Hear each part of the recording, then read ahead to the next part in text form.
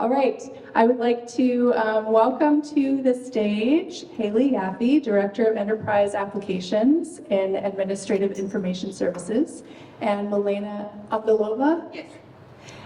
Director of Institutional Research, Institutional and Educational Effectiveness, and they're going to be presenting Understanding the Flow of Student Data, How Information Moves Through Our Systems. Welcome, thank you. Great. Thank you, Margaret. So we are going to be talking about understanding the flow of student data, how information moves through our systems. Hello, everybody. How are you feeling? Great. Let's say so. Okay. So today, first we will start this discussion with a rationale, why we think it's important to do this session. Then the most of the time Hailey will spend on actually talking about our data ecosystem and how data comes to your reports and dashboards. And then we will end the session with questions and answers. We will try to answer all the questions that you have. Okay, so let's talk about why we decided to do this session. So we decided to do this session because we thought understanding how the data comes to your reports, how the SMC data system works, data ecosystem works, what is it about, will actually have many benefits for our stakeholders and our college. And I have done presentations like this many times before. And usually when I say this to people, they say, no, I don't think it's important. I care about my report, my data getting on time, and then I don't care how it gets to my desk. And today I will argue the opposite.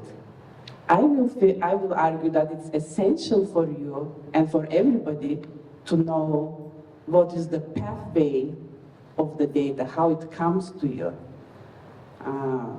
how it's collected, how it's transformed, and then finally how it ends to your reports, right? But all this being said, today I'm not going to talk about data, and I'm planning to talk about food and your favorite restaurant. How about that? Okay. So some of you will say, oh, this new director has lost her mind, right? But some of you will say, oh, talking about food, restaurants, this session is the best session I ever attended. It's smart, right? It's gonna be fun. So let's see. So let's do a little bit daydreaming. Let's take a deep breath, like exhale, and then you can close your eyes or you can keep them open, but imagine you're sitting in your favorite restaurant and you're about to order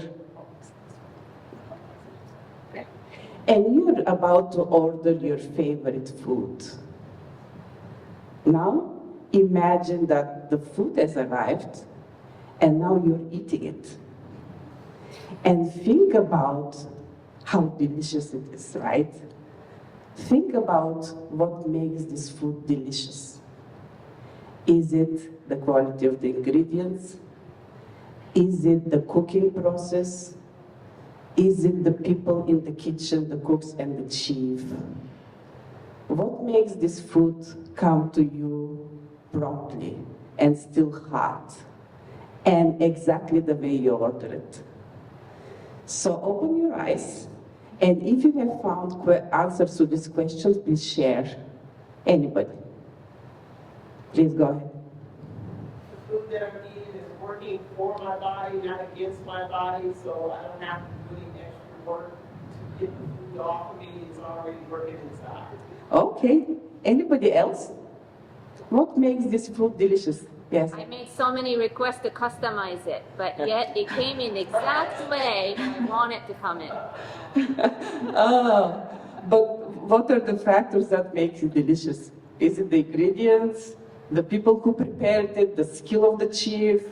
All of it. Yes, I mean, that's the answer I was seeking for. It's all of it. It's the entire kitchen. So once you realize that, you will probably ask, I want to learn a little bit more about the kitchen. And this is what this talk is about. So I'm doing the analogy between, you can see here on the pictures, a restaurant and ordering food versus the data part, which is requesting a data report or a dashboard. And then the food, delicious food that you're going to consume is actually the data report that you're going to get. And all this being said, if you go, then we go to the next picture, it is correct. All of the system, the kitchen, will affect the report that you're getting. And you better know what the kitchen is about. Is it operationally sound? Is it, does it have modern appliances and fix to cook your meal, food? Are the chiefs skilled? And do they have all the ingredients they need? So when you look at this slide, you actually can have a little bit fun. So on the left, we have the analogy with the kitchen, but on the right, we have actually the data elements there. And so the kitchen, when I talk about the kitchen, it corresponds to our data ecosystem. And this is the location, the space, the system, the people, and also the processes. The same way it works for restaurants.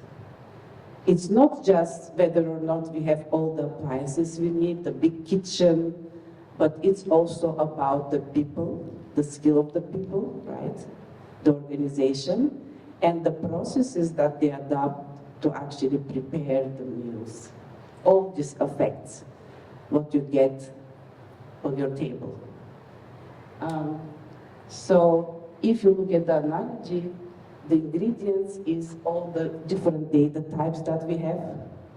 You know, we can have veggies, fruits, meat. Data is so variety, so we have different data types. And then here on the bottom left, you will see a pantry. What do you think pantry represents in our ecosystem? It's there on the slide, but you can take a guess. It's our database. The same way this pantry is stuck with different food options, we stuck out our database with different data types. And so if you want to have varied meals with many ingredients, you better have a database which has a large capacity, right? Okay, get close.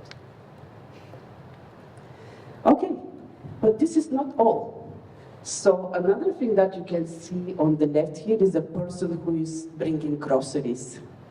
And those are our data owners. Very important role to make sure that we have all the data we need on time.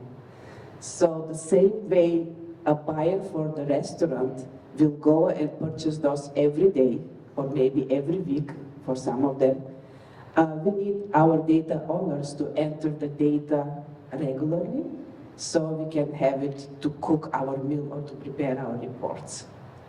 And then the last one is, of course, our chief and all the cooks in the kitchen.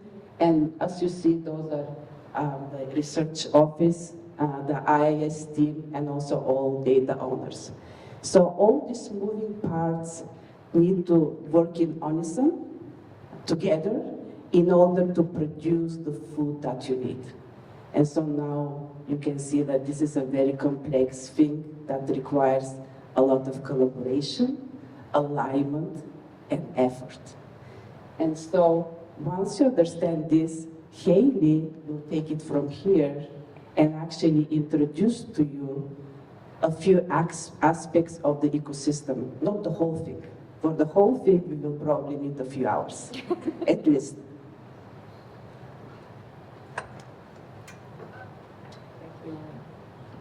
All right, so we're going to dive in. In this food analogy, I'm going to be talking about some of the appliances and some of the ingredients. And the ingredients are student data. So this beautiful diagram that I worked so hard on, it's not great, but we're going to talk about in 3 sections. So they're on this left-hand side, colors coordinated with our 3 main systems. Slate, which is gray. So all the gray lines are pointing to the Slate database. Then there is Colleague, our ERP, or SIS. ERP stands for Enterprise Resource Planning. SIS is Student Information System. So that's what Colleague is for St. Mary's. And then the dark blue line is to Every Action, which is the Advancement CRM and the Advancement CRM. So this is a bird's eye view of how all the student data moves between these 3 systems. And you can see there's a big dance in the middle section between Colleague and Slate. So we'll dive into that. Okay, to start off, students have to apply to St. Mary's, and there are a number of ways for them to do that. For undergrads, the Common Application, I think we're all familiar with the Common Application. In case not, it is a national application that students apply one time and they can send it to different universities. It's standardized, and students also have the option to fill out the first year Slate application, which is like St. Mary's specific. Our Slate CRM allows our admissions team to build custom applications. So there's that one. There's a special transfer Common Application and a special transfer Slate application. Lots of applications. And then for GPS, our graduate and professional studies, they have one application that Slate built and has all this conditional logic that admissions built, and it populates the Slate system. But they only have the one app. The data pieces collected the ingredients. So there's demographics, that's race, ethnicity, gender identity, religion, nationality, to name a few. Academic records, so what high school they graduated from, anything related to where they previously have come from, whether they're a graduate student, might be their bachelor's degree. Test scores, these are self-reported. We're not going to get into the weeds of getting the actual authenticated test scores from College Board. Again, this might be not the most exciting presentation, but I want to go even more in the weeds and other things. So test scores, so ACT, SAT. Interests, extracurricular activities that they participated in before they came to college, and then what they are interested in joining at the university they're going to be attending, as well as their major that they're considering. And then PII, personally identifiable information. Personally identifiable, yes, PII. So that's your social security numbers, birth dates, phone numbers. So those are all the ingredients coming in from these applications. The top right corner is going to show you what app I'm talking about in case you kind of glaze over and forget what I'm saying or lose track of what I'm saying. So now we're in Slate. So we're going to talk about this in detail. I'm not expecting you to memorize it, but I want to show you the complexity of how all these different systems don't have a standardized way of connecting. So the first one, the Common App, is delivered to the Slate system through SFTP, Secure File Transfer Protocol. So it's encrypted, secure, delivered over to Slate. It's scheduled nightly. So it's not, if someone submits a Common App in the morning, it's not going to get over to us till later when they do this nightly import. Data translation. So databases don't just immediately plug and play. There is sometimes massaging of the data to get it into the system. A very simple example would be birth date. Let's say in Common App, it's the 2-digit month hyphen, 2-digit day hyphen, and then like 4-digit year. But Slate needs it month / date / year, 2-digit year. So it manipulates that and pushes it into the system so that the system can ingest it. And the responsible party for this is admissions. And actually, Common App and Slate have a partnership. Slate's a very well-known CRM. So they work together and they configure that relationship at the vendor level. Admissions doesn't have to go program any of it. They just get to, reap the benefits of the work that the vendors are doing. And then for Slate, the Slate applications, the imports are automatic because it's the same system. So it's automatic, real time, there's no data translation. And again, responsible party is admissions. And then these are a list of processes that happen in Slate and why it's so critical for the data to be right. So we're doing recruitment, reading applications, communications to the incoming students, and then deposits and onboarding. So we're going to move next to colleague. And this is why I got pulled into this conversation, because AIS, we oversee this system, and so we're kind of the middle group. So this is a big one. There's a lot of back and forth between Slate and colleague, and that's a lot of text. So we'll walk through it. The first time that Slate brings in data to colleague is when students are accepted.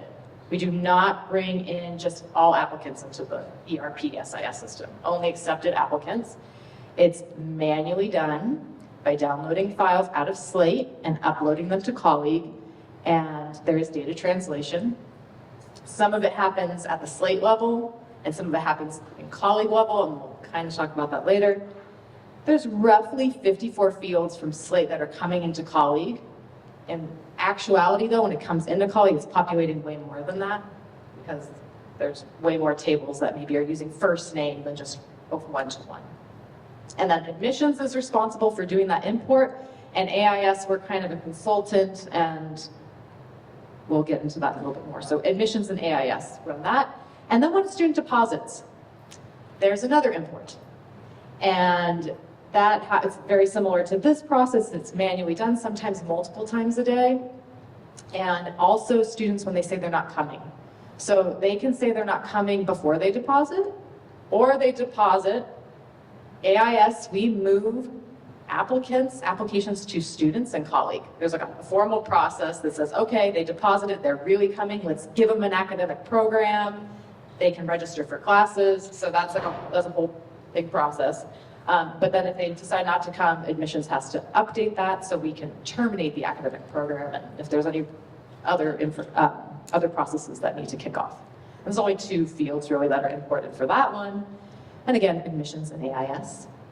And then colleague does so much. I mean, way more than what's here, but as it relates to students, this is kind of the top 5. So enrollment, academic records, registration, financial aid, accounts receivable. We're not talking today about accounts receivable, but I just wanted to throw that out there. Hailey? Yeah, Can I ask a question now or should I do it? I think you can ask a question now. So how- Wait. Oh yes, we have to for the transcribing.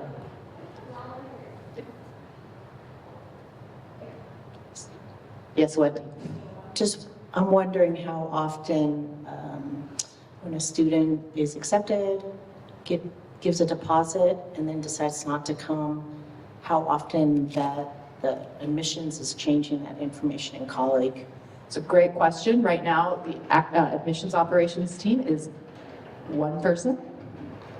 So I do not, in his schedule it's manual, right? I mean, it's not him hand keying in at things, but it is a manual process of him vetting it. So I think it's at least once a day, but if that person says, I'm not coming on a Friday, and Ryan's out on a Monday, there's delays. And that's actually one of the challenges we're going to talk about at the end. But it is not a set 2 p.m. every day. You can count on it being updated. That's a good question. So AIS is responsible, because Colleague does not have, similar to Common App and Slate having that partnership and configuring everything, Colleague does not have that with Slate. In fact, they're kind of competitors. So we had to custom build the ELF specs, and this is kind of a screen to see on the left. These are the Slate fields, and then we have to tell it where to go in Colleague, the target fields. This is 5 pages long. It's quite complex. Nick and Dean will tell you. So I just wanted to show you how that is set up and how it is held internally. We do have to configure that, and if there are changes, we have to change it. Okay, back to Slate. Are you still with me? We're still awake. Good. Awesome. Okay, so now we're talking about data from Colleague going back to Slate, and I'm throwing in Power BI here because the way we get those reports back into Slate is through Power BI reports, which is hooked up to Colleague. It's essentially Colleague, but want to mention that. So it's also a file import. It's manual, daily-ish. Data translation, yes, so we have to configure the Power BI reports to be acceptable for Slate to ingest them, and admissions does that. So this is, the first one is when they are accepted, they get an alias. So we all have our username before at stmarys-ca.edu, mine's Hey1. They push that back to Slate. So they, and they also send over their colleague ID, which is important for future integrations. Okay, so then they deposit, become a student, they get a St. Mary's email. That has to be sent over to Slate. Because it says, welcome to St. Mary's, here's your login information. And the third one, financial aid awards. And I don't think anyone from financial aid is here. But that is a process financial aid runs where they download the awards they're going to be offering that accepted student, and they give that over to admissions and they upload it to Slate. So there's all that happening. And then we get to every action. So we skipped a whole lot in the middle of the 4 years that student is here, their grades data and their majors data. We're just talking kind of more high level. But this is advancement, our advancement CRM is every action. And I learned something new, that every action actually gets data not just from colleague, but from Slate. So they do a combined report from colleague and Slate that's updated, it sounds like monthly, and data has to be massaged. And what else? There's also parent data that they bring in from Slate. We're not talking about parents today, but just some information there. And so there's donor and contact management, outreach, fundraising, that all takes place in every action. And then there is one piece of data that goes back from every action to colleague when a student passes away. Advancement does update our system because that's the way we're updated, or notified. Okay, I'm going to keep going. Yes? Another question? Is it only used by advancement? Correct. Well, Wendy, is that true? Is there any other departments that have a login to every action? Business Business office. Okay, yeah, because they're, yeah, that makes sense. Okay, so again, not expecting you to memorize any of what I just said, but just to see there's lots of different ways for data to move through our systems. Challenges are timing of data delivery. It's kind of one of our biggest complaints. We'd love to have APIs for all these integrations, which is kind of direct a transaction or change happens in one system, it immediately updates the other system. We're not there yet for all of our products. That's a future state we'd love to get to. Duplicate records and merged records. Dean will tell you many a story about the awfulness that happens. And this is why we can't really automate it. If someone imports, let's see, James Jr., and James's dad was a donor, sometimes the systems will try to merge them. And when it can go unnoticed, or has in the past, for months, sometimes years, and it creates havoc because you have to untangle these two-person records. So it's so important to take care of that at the start. And yeah, thank you, admissions, for doing that. And then there's no interest or test scores that are moving from Slate to colleague at this time. So I think that's like a future thing that we probably want to work on for the sake of our reports. Again, we're not talking too much about reports today, but those are some of the main challenges. And then I'm going to pass it back to Milena. Okay, so we thought that, this is important for you to learn. And the reason is because our experience in research has shown that when people learn about how the data comes to them, starting from the database to all the pipeline, all the transformations, they are more likely to actually submit informed and more effective data requests. So it will modify the way people request data. Also, it will modify the way people ingest data and interpret data. Because when you know those limitations about the data which is available to us, they will inform how you interpret the data. And there is something even more. Knowing about these processes actually could increase your trust in the data, which ultimately, and I hope this will happen, not just with this session, but we will do some other sessions in the future. This will actually increase the likelihood, because now you trust the data, that you can use it for data to inform your decision-making process. So those are the things that we've thought you might benefit, but can somebody or a few people from the audience share what they learned today from this short session, and what are some ways that they can use this information in their daily practice? Anybody? We can get a few people.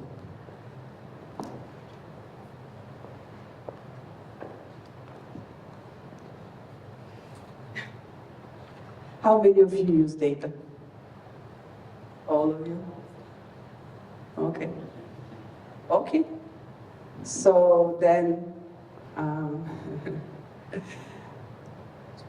what do you think about this? What do you think about the information we received today? I'll have a lot more patience for you all. It's because we deal with data in the library every day. We have to know who's who. And sometimes it's frustrating that we can't get what we think we want. But now understanding all the different ways it's moving around, it makes sense why we can't get some of the things that we want. Or maybe it gives us an idea of what to ask for. Maybe we should start collecting this kind of data and where it should go so that we can make some informed decisions as well. And I'm going to tell you, I'm a new employee here. I started in July. And of course, I collaborated with our AIS team. But during this presentation, when Hailey started talking about this stuff, I have now a renewed appreciation about our AIS team. And so if you can get a round of applause for them, I will appreciate that. Because they're really working the hard, they're doing the hard work. Any other questions?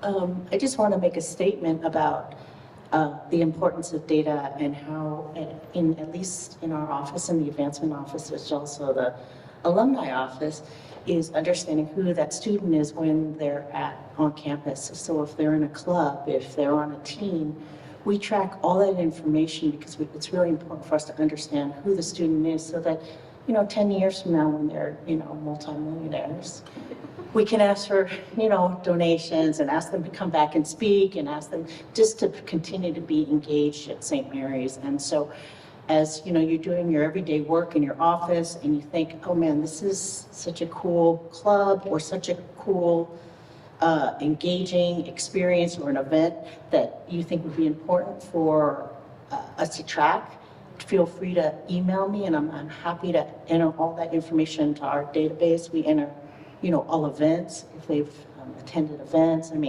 pretty much anything you can think of so that we can get a better sense of who that person is. So yeah, just a plug for us. Thanks.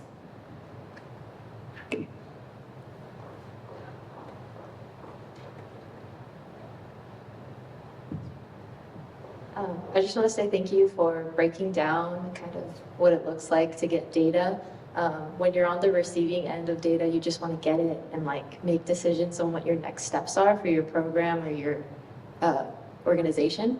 But I wanted to ask I want to share that now that I know how the data is collected, there's more trust in the numbers and the information you're getting. And then I also appreciate the work you're doing where you're taking things from Slate and transcribing it on over to Colleague, because Colleague is, the two programs separate are not easy, and then finding a bridge for both, it's probably a nightmare every now and then. But I wanted to ask a question. It was a question that arose during National Coming Out Day. I had a few students asking me, Magali, how can I change my name? If I don't want my name, who can I go to change it, on my ID card or in Slate or in Colleague? And I was just thinking this is probably the perfect place to ask. Excellent question. There's a whole chosen name committee There is a formalized process for students. So if you go on the registrar's office website, there's a chosen name form. And once they fill that out, it should trigger and kick off all these other steps. There's about 40 plus softwares that we feed from colleagues. So not all of them might show the chosen name, but we're targeting the ones that are public facing, like that their classmates or teachers would see. So that should cover all bases for them to be addressed how they want to be addressed. The library is an example where we just decided we're just going to accept the chosen name. That's going to be what goes into library so that they can check out their materials and it'll be under their chosen name. One more question before we do a stretch break.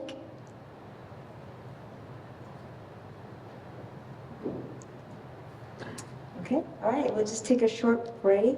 Can we just do a quick pitch real fast? So we're going to leave this up, I guess, for during the stretch break. Do you want to give a spiel? That's great. So if you like hearing about data, we actually have a series of workshops. And the two that follow this session, one is in October on the 25th, and Vanessa here will lead this session. It's a great one, introducing how to ask the right questions, starting from the questions for your projects, and then select appropriate methodology, and then bring your project to the analytic stage, and then to interpretation stage. That's a great webinar. And then the second one is on November 8th. And again, Vanessa will talk about qualitative research. This session will be on qualitative research and how to leverage this research to actually bring useful insights for your practice, whether or not classroom or program, support program, whatever it is. Stay tuned. If you forget about those sessions, go to the AIEE website. They're there. Don't forget to RSVP, and then we would love to see you there. Thank you. Thank you.